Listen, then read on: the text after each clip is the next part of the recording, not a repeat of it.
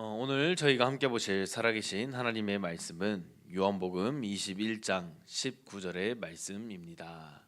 오늘 저희가 보실 함께 살아계신 하나님의 말씀은 요한복음 21장 19절 말씀입니다.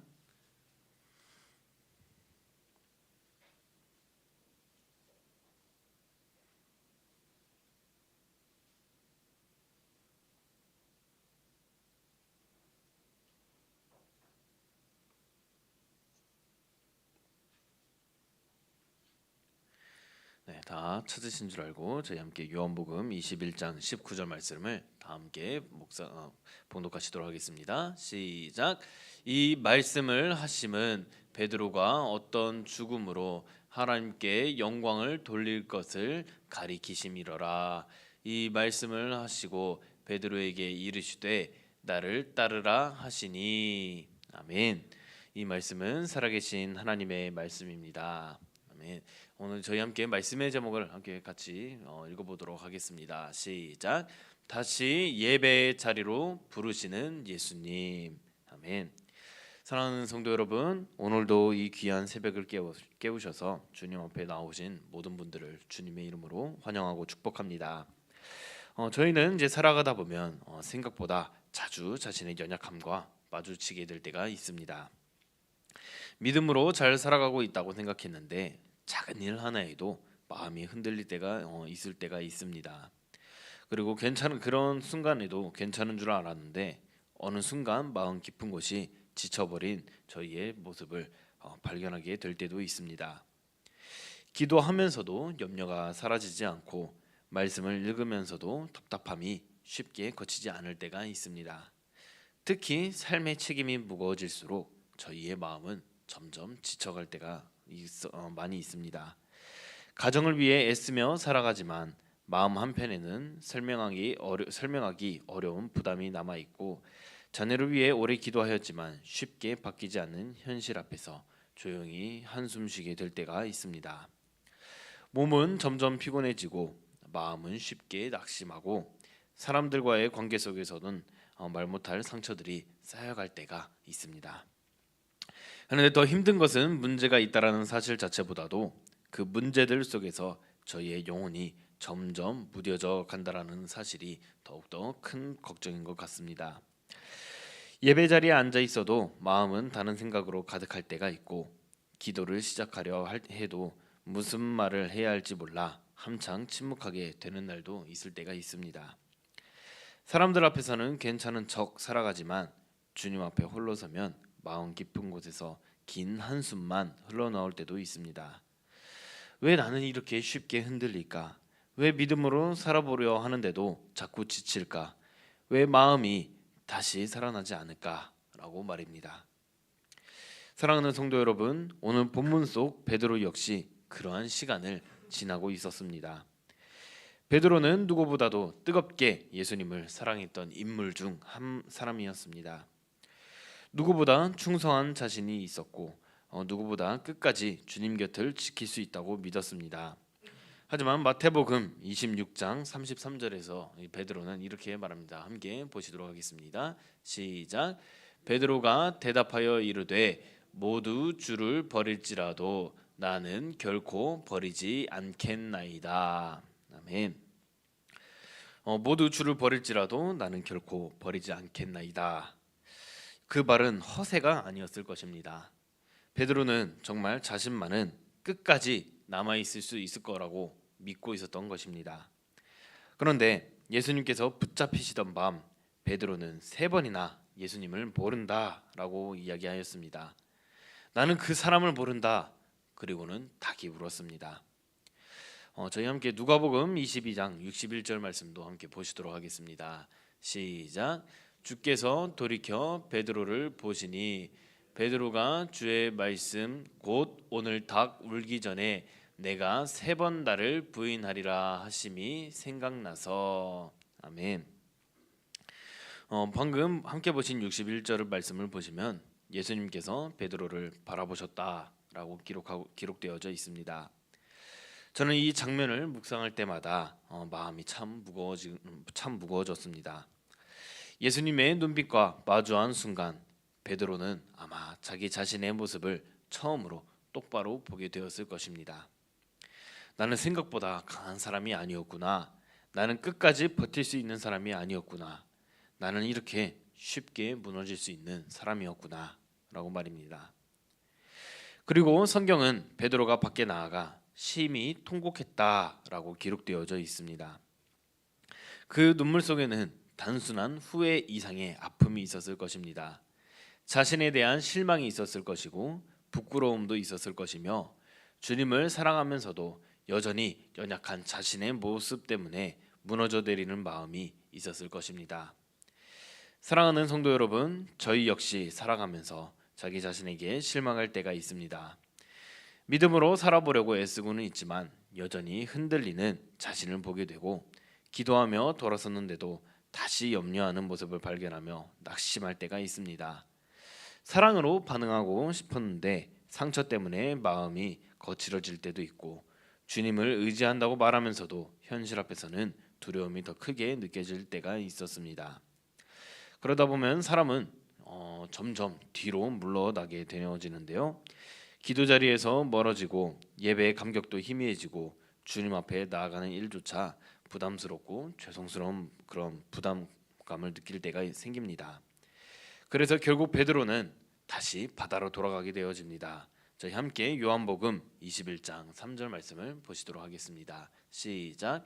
시몬 베드로가 나는 물고기 잡으러 가노라 하니 그들이 우리도 함께 가겠다 하고 나가서 배에 올랐으나 그날 밤에 아무것도 잡지 못하였더니. 아멘.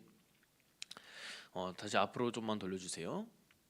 네, 저희 초입 부분에 보시면 나는 물고기를 잡으러 가노라 라는 이 말은 단순히 생계를 위한 그러한 이야기가 아니었습니다. 이제 예수님께서 이 베드로를 부르시기 전에 베드로의 직업이 뭐였습니까? 어부였습니다. 이 주님이 부르심 이전의 삶으로 돌아가겠다라는 그러한 뜻이었고 사명의 자리에서 조용히 물러나겠다라는 마음이 담긴 그러한 베드로의 말이었습니다. 어쩌면 베드로는 이렇게 생각했을지도 모릅니다. 나는 더 이상 주님을 따를 자격이 없구나.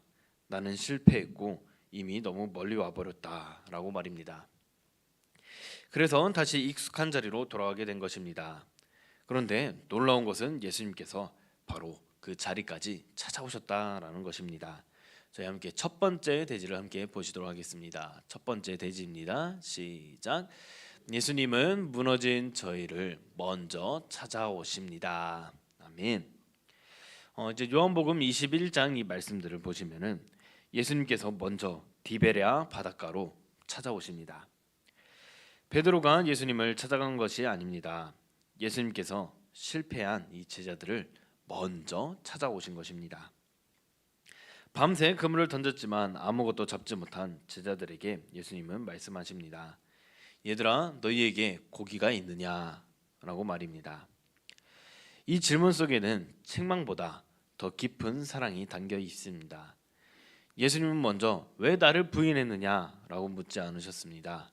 그리고 왜 도망쳤느냐라고 말씀하시지도 않으셨습니다. 오히려 지치고 허무해진 제자들의 상태를 먼저 바라보셨습니다.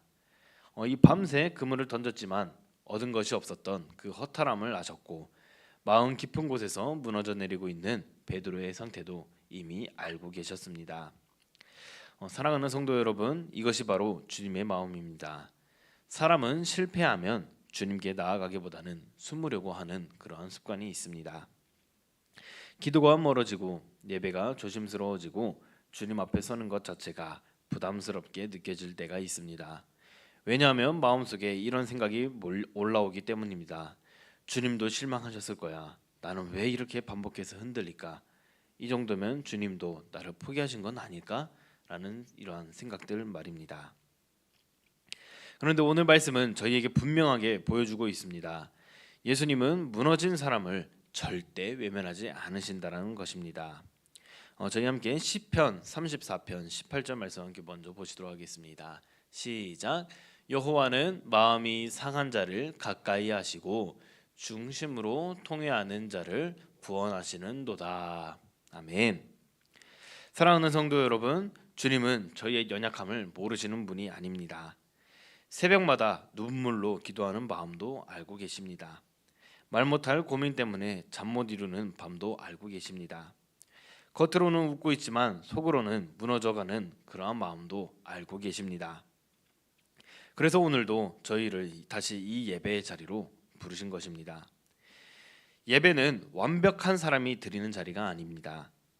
강한 사람만 나오는 자리도 아닙니다. 지친 영혼이 주님께 새 힘을 얻는 자리이며 무너진 마음이 다시 살아나는 자리이고 다시 은혜를 붙드는 그러한 자리입니다. 사랑하는 성도 여러분, 혹시 요즘 마음이 많이 지쳐 있지는 않으십니까? 기도는 하고는 있지만 마음이 쉽게 살아나지 못하고 예배를 드려도 답답함이 계속 남아 있을 때가 있을 것이고 믿음으로 버텨보려 하였지만 현실의 무게가 너무 크게 느껴질 때가 있지는 않으십니까? 그렇다면 오늘 주님 앞에 억지로 괜찮은 척하지 마시고 주님 앞에서는 솔직해지시길 바랍니다. 주님은 완벽한 사람을 찾으시는 것이 아니라 지금 당장 있는 그 모습 그대로로 주님께 다시 나오는 사람을 붙드십니다. 사랑하는 성도 여러분, 삶이 힘들수록 주님께 더 가까이 나아가시기를 바랍니다. 마음이 지칠수록 예배를 더 붙드시기를 바랍니다. 이 새벽에 주님 앞에 저희가 함께 나와 말씀을 붙드시고 조용히 기도하시고 찬양 가운데에 마음을 드리는 시간이 저희의 영혼을 다시 살리신다라는 그러한 사실을 기억하셨으면 좋겠습니다. 이번 한 주간에도 주님 앞에 숨지 않으시기를 바랍니다. 지친 마음 그대로 주님께 나오시고 무거운 짐 그대로 가지고 나오시고 눈물 있는 그대로 주님 앞에 서시기를 바랍니다. 그 자리에서 주님께서 다시 위로하시고 다시 붙드시고 다시 살아갈 힘을 주실 줄을 믿으시기를 주님의 이름으로 소망합니다. 아멘. 함께 두 번째 대지를 보시도록 하겠습니다. 시작. 회복은 다시 말씀 앞에 서는 데서 시작됩니다. 아멘. 예수님께서는 제자들에게 이렇게 말씀하십니다. 요한복음 21장 6절 말씀입니다. 시작. 이르시되 그물을 배 오른편에 던지라 그리하면 잡으리라 하시니 이에 던졌더니 물고기가 많아 그물을 들 수 없더라. 아멘. 사실 이 말씀은 쉽게 이해되지 않는 그러한 말이었습니다. 제자들은 밤새도록 그물을 던졌습니다. 그리고 이 제자들은 이 어부의 삶이 전혀 경험이 없던 사람들이 아니었습니다. 오히려 이 어부라는 이 직업이 전문가였을 정도로 이미 예수님을 따르기 그 전의 삶에서 유능한 어부들이었습니다. 그리고 갈릴리 바다를 너무나 잘 아는 어부들 중 한 사람들이기도 하였습니다. 그런데도 그러한 베테랑임에도 불구하고 이 제자들은 단 한 마리도 물고기를 잡지를 못하였습니다. 몸은 이미 지칠 대로 지쳐 있었고 마음은 허탈함으로 가득하였을 것입니다. 그런 상황 속에서도 다시 그물을 던지라는 말씀은 어쩌면 너무 늦은 말처럼 들렸을 수도 있습니다. 이미 다 해보았고 또 밤새 해보았는데도 안 되었는데 이제는 더 해도 달라질 게 없을 것이다 라는 생각이 들었을 수도 있을 것 같습니다. 그런데 놀라운 것은 제자들이 예수님의 말씀에 다시 순종했다라는 것입니다. 저희 다시 한번 요한복음 21장 6절 말씀을 다시 한번 보도록 하겠습니다. 시작. 이르시되 그물을 배 오른편에 던지라 그리하면 잡으리라 하시니 이에 던졌더니 물고기가 많아 그물을 들 수 없더라. 아멘. 사랑하는 성도 여러분, 회복은 거창한 데서 시작하는 것이 시작되지 않습니다. 다시 말씀 앞에 서는 데서 시작되어지는 것입니다. 사람은 지치면 자기 생각이 점점 더 커지게 되어지는데 염려가 마음을 채우고 두려움이 시선을 붙잡고 현실이 주님보다 더 크게 보이기 시작한다는 것입니다. 그러다 보면 믿음보다 계산이 먼저 나오게 되고 기도보단 걱정이 먼저 나오고 감사보다는 한숨이 더 많아질 때가 있습니다. 그런데 오늘 이 말씀은 저희의 시선을 다시 주님께 돌려놓고 있습니다. 사랑하는 성도 여러분, 저희도 살아가다 보면 밤새 그물을 던지는 것 같은 그러한 시간을 지나게 되어집니다. 열심히 살아왔는데 남는 것이 없는 것처럼 느껴질 때도 있을 것이고, 기도했는데 아무 응답이 없는 것처럼 느껴질 때가 있습니다. 오히려 상처만 남은 것처럼 느껴질 때도 있는데, 그럴 때에 이제 사람은 점점 마음이 메말라 갑니다. 그리고 어느 순간부터는 주님보다는 현실을 더 크게 보기 시작하면서 시작하게 되어지는데, 바로 그 순간에 주님은 다시 저희에게 말씀해 주실 것입니다. 다시 말씀 앞으로 나아오너라. 다시 나를 바라보아라. 다시 순종의 자리에 서라 라고 말씀해 주실 것입니다. 사랑하는 성도 여러분, 주님은 작은 순종을 통해 저희의 영혼을 다시 살리십니다. 짧은 기도라도 다시 시작해 보심과 짧은 말씀 한 구절이라도 다시 붙드시고 예배의 자리를 포기하지 않아 보시길 바랍니다. 하루를 붙들고 피곤한 가운데에 펼친 말씀 한 장이 무너지는 마음을 다시 일으키게 되실 줄을 믿으시기를 바랍니다. 힘겨운 상황 속에서도 지킨 예배 한 번이 저희의 영혼을 다시 살려낼 것입니다. 스가랴 4장 10절 말씀은 이렇게 말씀하고 있습니다. 함께 보시도록 하겠습니다. 시작. 작은 일의 날이라고 멸시하는 자가 누구냐? 사람들이 스룹바벨의 손에 다림줄이 있음을 보고 기뻐하리라. 이 일곱은 온 세상에 두루 다니는 여호와의 눈이라 하니라. 아멘. 작은 일의 날이라고 멸시하는 자가 누구냐? 이 말씀을 보시면은 주님은 저희의 작은 순종을 귀하게 보신다는 것입니다. 억지로라도 말씀 앞에 앉아 있는 그러한 모습과 졸린 눈으로라도 새벽을 깨우는 그 모습, 그리고 기도가 잘 나오지 않아도 주님 앞에 머물러 있으려는 그 마음을 주님은 기뻐 받아 주실 줄을 믿으시기를 바랍니다. 사랑하는 성도 여러분, 어쩌면 오늘 저희에게 필요한 것은 거창한 결심이 아닐지도 모릅니다. 다시 주님 앞에 앉는 것, 그리고 다시 말씀을 펼치는 것, 다시 예배의 자리를 지키는 것입니다. 삶이 바쁘다라는 이유로 영혼까지 메마르게 두지 마시기를 바랍니다. 몸이 피곤할수록 더 주님 앞에 머물러야 하고, 마음이 지칠수록 더 말씀 가까이 나아가야 하며, 현실이 무거울수록 더 기도의 자리를 붙드실 수 있으시기를 바랍니다. 오늘 하루를 시작하시면서 짧게라도 말씀을 읽어보셨으면 좋겠습니다. 운전하면서 요즘 저희가 차 오디오가 잘 보편되어져 있고, 그리고 뭔가 찬양을 듣기에 되게 좋은 그런 장소인 것 같기도 합니다. 잠깐 운전하시면서라도 찬양을 들어보셨으면 좋겠습니다.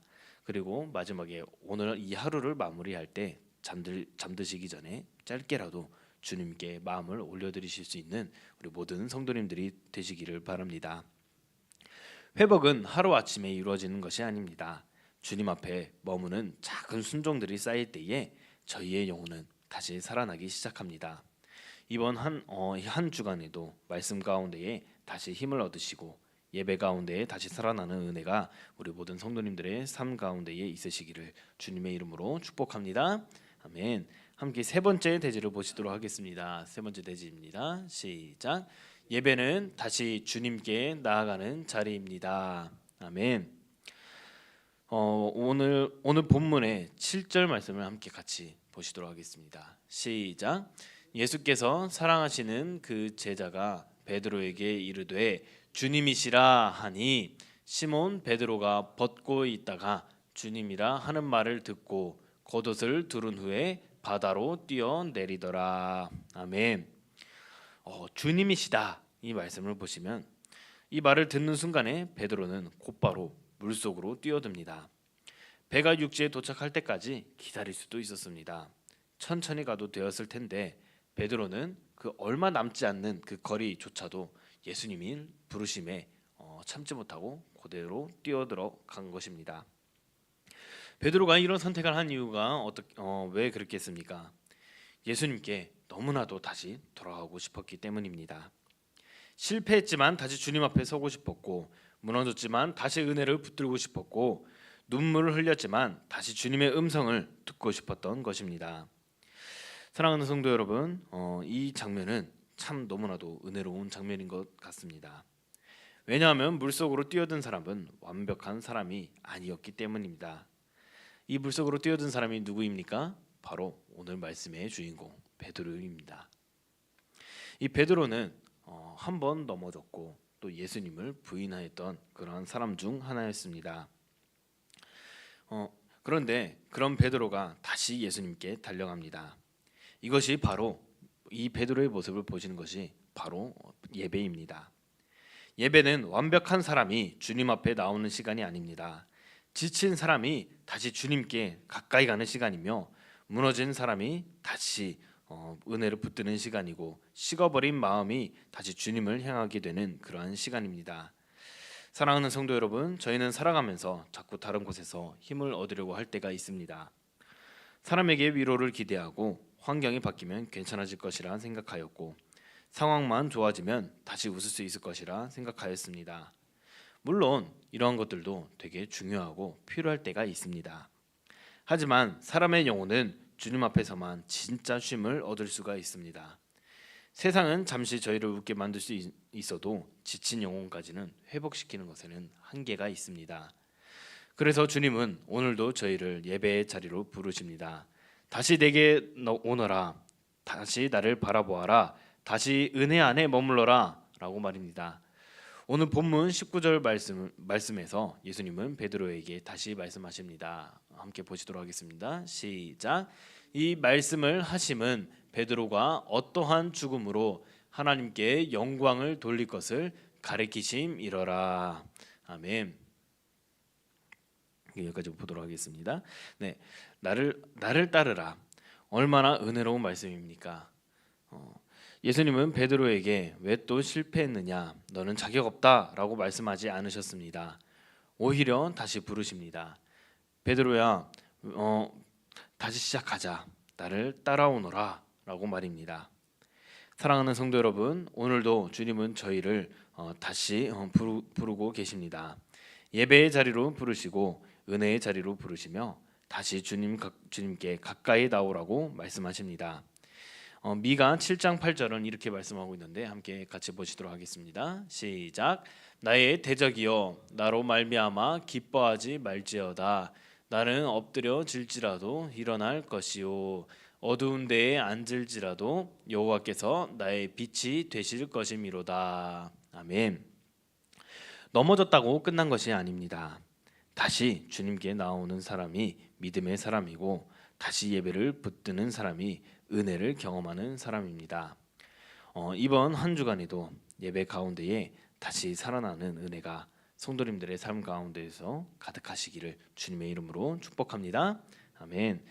사랑하는 성도 여러분, 베드로는 실패하고 무너지고 눈물을 흘렸습니다. 그러나 예수님은 베드로를 끝까지 포기하지 않으셨습니다. 오히려 다시 찾아와 주셨고 다시 말씀해 주셨고 다시 세워 주셨습니다. 오늘도 주님은 저희를 다시 부르시고 계십니다. 다시 오너라, 다시 예배의 자리로 나오너라, 다시 나를 따라오너라 라고 말입니다. 이번 한 주간에도 예배를 통해 다시 살아나는 은혜가 있으시기를 축복합니다. 지친 마음 위에 새 힘을 주시는 주님의 은혜를 경험하시고 무너진 심령을 다시 붙드시는 주님의 손길을 경험하시고 예배 가운데에 다시 주님을 바라보게 되는 은혜가 우리 모든 성도님들의 삶 가운데에 가득하시기를 주님의 이름으로 간절히 축복합니다. 아멘. 함께 기도하시겠습니다.